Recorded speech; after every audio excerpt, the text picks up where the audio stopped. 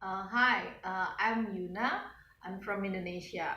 I'm sorry, my cat is in the picture. He won't leave me. Okay, so there are 11 techniques for encouraging reflective practice.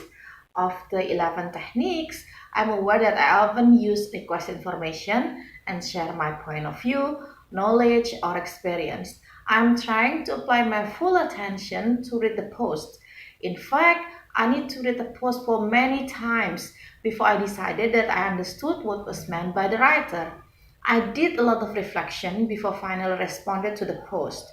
It was so hard to take an objective stance and not fall into judgment or prejudice. On my way to understand the post, I was aware that I collected my comprehension from the country where they are from in my way to try to build a relevant context in my mind. Maha, for example, gave very limited information about where she is from. Her explanation about her microculture can fit into any context in any form of education, even in Indonesia. I really need to research more in her older post to understand the context that she was discussing. When I learned that she's from Basra, Iraq, and she's in her early times being a teacher, I understand her struggle and admire her flaming courage to learn.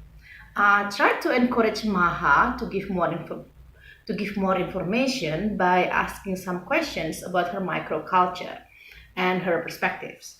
I was very cautious when I was about to share my experience, perspective, and knowledge.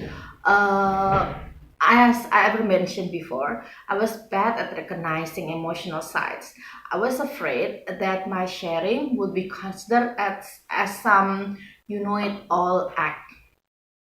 Okay, as for other participants' posts, I'm aware that many were restating or rephrasing what others have written on their way to understand what was being expressed or informed. Some were asking questions.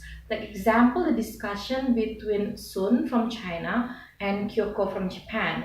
Sun misunderstood what was written and mentioned her interpretation about the woman having too much spare time, uh, like in her hometown. She also asked some questions to understand Kyoko's explanation better. Kyoko, on the other hand, clarified the post by explaining further. This rapport between them and many others in the discussion panel show that many participants have tried to understand what was written. They ask questions to clarify, and they also reflect what was being discussed to what they have experienced in their own culture. As to part two, there is a question. What connection could I see between A, being able to encourage others to reflect, B, critical thinking, and C, active listening?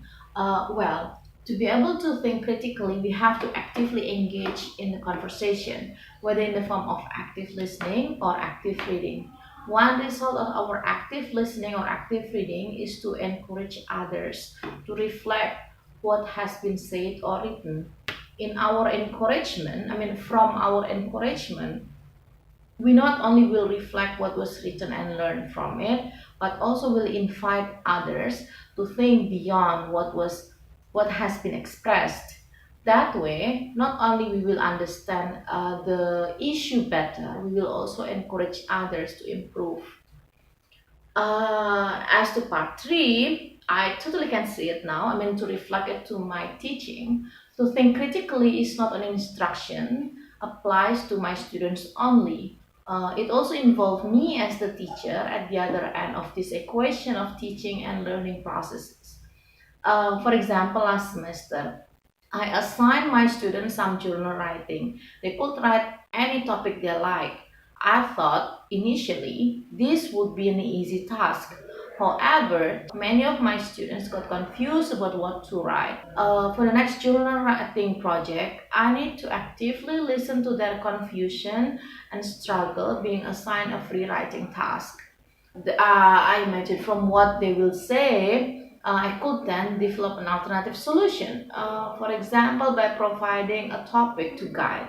However, the topic should provide enough room for them to incorporate their ideas and opinion. Then, after they submit their essay, I need to respond to encourage further action or deeper opinion about the topic.